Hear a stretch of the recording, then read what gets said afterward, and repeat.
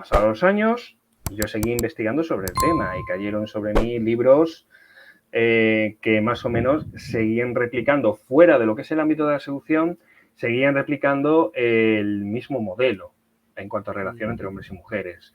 Uno de ellos, por ejemplo, no recomendable porque se queda ya muy anticuado y toca más mitología que realidades, es Los hombres son de Marte, las mujeres son de Venus, que son posiblemente de las publicaciones a lo mejor de estas recientes que mejor vuelve a recuperar este tipo de cosas.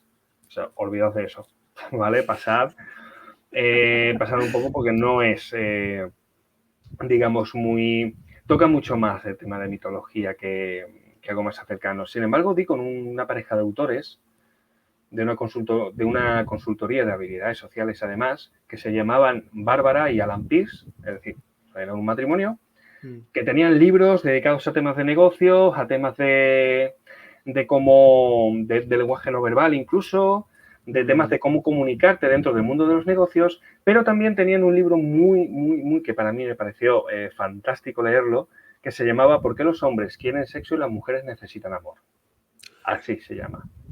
¿Vale? Buen título. Sí. Y de hecho era un libro bastante extenso, muy didáctico, muy divertido de leer también, porque cada 2 por 3 te salían con chistes, o sea, utilizaban muchos memes para representar las diferentes escenas y tal, y tenía no solamente mucho sentido, sino que encima ya fue como el primer contacto que tuve con lo que era ya no solamente los comportamientos sociales, sino la psicología y también la neurociencia que hay detrás de este tipo de comportamientos. Y vuelvo a decir, no es que sea a lo mejor el libro de divulgación más correcto o el más, por así decirlo, riguroso del mundo, pero es un libro muy informativo, muy divertido de leer y de hecho yo recomiendo, por si os queréis iniciar en este tipo de cosas, yo lo recomiendo. Quizás muchas de las cosas que mencione ya a lo mejor ya se queden un poco atrás o a día de hoy ya se haya incluso perfeccionado ciertos elementos de los que se hablan en esos libros. Pero vuelvo a decir, en una serie de libros, ¿vale? Había otro que era ¿Por qué los hombres no escuchan y las mujeres no entienden los mapas? Era así. A saco con estereotipos, Pam. Sí. Buen marketing. Justamente con los estereotipos. Es decir, dice, vamos a ver, ¿por qué existe este estereotipo? Pues mira, este estereotipo existe por esto y esto, ¿vale?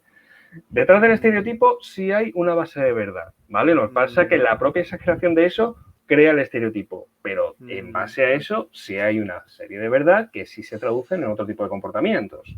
Que sí que hay una serie de diferencias biológicas y sobre todo neurológicas y cognitivas entre hombres y mujeres. Sí que hay pruebas que ven como a niveles de atención, niveles de memoria en diferentes pruebas y que consistentemente pues hombres y mujeres suelen mostrar diferentes resultados, etcétera, etcétera. Y o sea que sí que hay unas pruebas, hay un rigor detrás, etcétera, etcétera.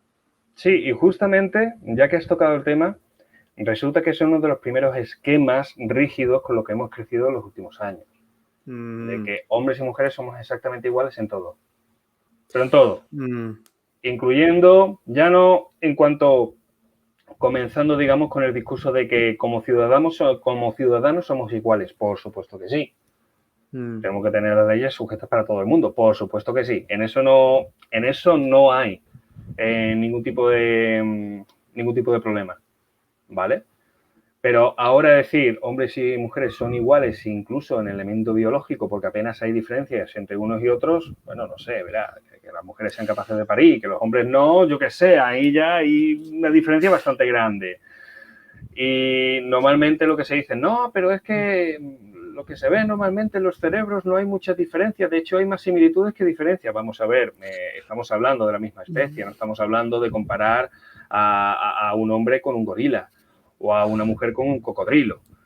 Me está viniendo a la cabeza un libro que se ha leído mi novia y que me lleva recomendando un montón de meses. Ahora no me está viniendo el título, pero es que el libro habla precisamente de eso que comentas, ¿no? De cómo muchas diferencias biológicas, etcétera, entre hombres y mujeres se han ido obviando y que han puesto en peligro precisamente a las mujeres. Ese libro, pues, habla de, pone ejemplos, ¿no? De cómo, por ejemplo, en la medicina, las mujeres en general tienen más riesgo de morir en determinadas intervenciones o en determinados tratamientos porque las medidas que se utilizan utilizan tanto para dosis de medicamentos, para un montón de cosas, las que se tienen en cuenta realmente son las de los hombres. Porque los estudios se utilizan, sobre todo hombres, etcétera, etcétera. Las conclusiones que se sacan son, vale, pues este medicamento funciona así en Pues funciona hombres para todo y el luego mundo. se genera, claro, pues se funciona para todo el mundo y se generaliza a mujeres, pero luego, claro, hay mujeres que tienen muchas más probabilidades de morir en determinadas intervenciones quirúrgicas o ante determinados tratamientos o efectos secundarios o movidas, precisamente porque se le está dando la dosis que se le tendría que haber dado a un hombre, pero te dan ya pues, por defecto una especie de dosis general. Si me viene luego el nombre Exacto. del libro, lo voy a poner porque el libro me han contado que es genial, es muy bueno. Sí, y obras como esa nos podemos encontrar de los últimos años, pues un montonazo, ¿no? Otras a lo mejor más actualizadas, otras menos.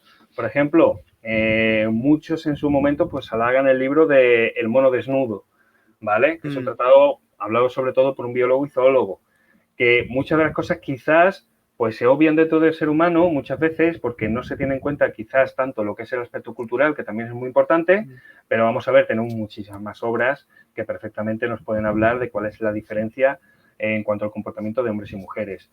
Yo recomiendo, por ejemplo, también El cerebro femenino, ¿vale? Que habla justamente de cómo funciona todo el cerebro femenino desde lo que es la pubertad, el instinto sexual, la maternidad, la menopausia, todo. Y, por supuesto, este tipo de libros también de comparativas que la verdad que suelen ser bastante divertidos, ¿vale? Disculpa, me acaba de venir el nombre del libro, Invisible Woman, ¿vale? O Mujeres Invisibles, ese es el nombre del libro. Igual, luego pondré el enlace en la descripción del vídeo para quienes están viendo, probablemente. Ahora lo digo para acordarme, Invisible Woman. Nada, disculpa Álvaro, ese era el libro, nada, continúa. Bueno, sí, está bien. Podemos seguir mencionando a lo mejor obras que siguen hablando sobre el tema. Y tú has dicho, hay momentos, o mejor dicho, hay situaciones donde asumir que somos completamente iguales pues puede perjudicar en algunos momentos a las mujeres, pero también hay otros momentos que directamente pues también perjudica a los hombres, ¿no? Entonces es algo que directamente no se tiene en cuenta o no se ha tenido en cuenta durante estos últimos años, básicamente con la concepción que tenemos ahora mismo de la educación, de la tabula rasa, de que venimos con la hoja en blanco y que todo es puramente cultura. Y entonces hemos abandonado mucho, ya no solamente a nivel cultural, sino también a nivel ideológico, a nivel político y todo eso, pues volver a agarrarnos justamente a ese tipo de cosas. Entre otras cosas porque siempre se decía que las diferencias biológicas eran directamente discriminativas. Porque claro, a ver, cuando a ti te decían, no, el hombre está hecho para la caza porque su cerebro está dotado para moverse por el medio, para cazar y lo que sea, pero la mujer está hecha para recolectar, para estar en la cocina. La mujer está biológicamente adaptada para estar exclusivamente en la cocina. Claro, si tú lo defiendes así, pues está claro que cuando tú hablas de diferencias biológicas, está claro que tú estás haciendo, no, estás haciendo más un ridículo.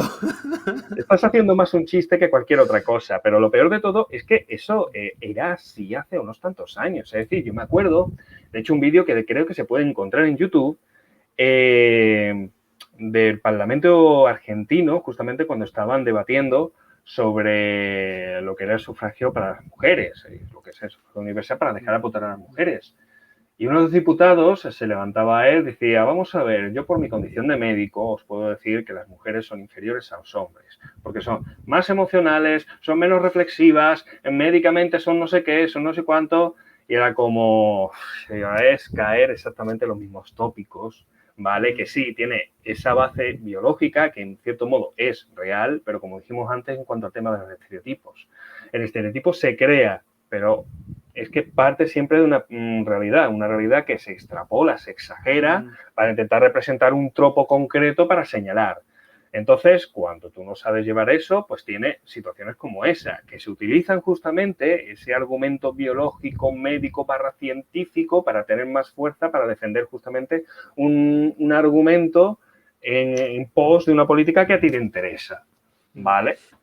Claro, los gurús de la seducción, o bueno, las comunidades, ¿no? Estas personas tipo Mario Luna, etcétera, pues también han hablado, ¿no? O han utilizado a su favor por ciertos sesgos, ¿no? Ciertos mitos, a lo mejor en toda esa comprensión sobre las diferencias entre hombres y mujeres para, pues, basar su metodología de seducción, de ligues, etcétera, etcétera. Sí, y eso depende más. Perdón.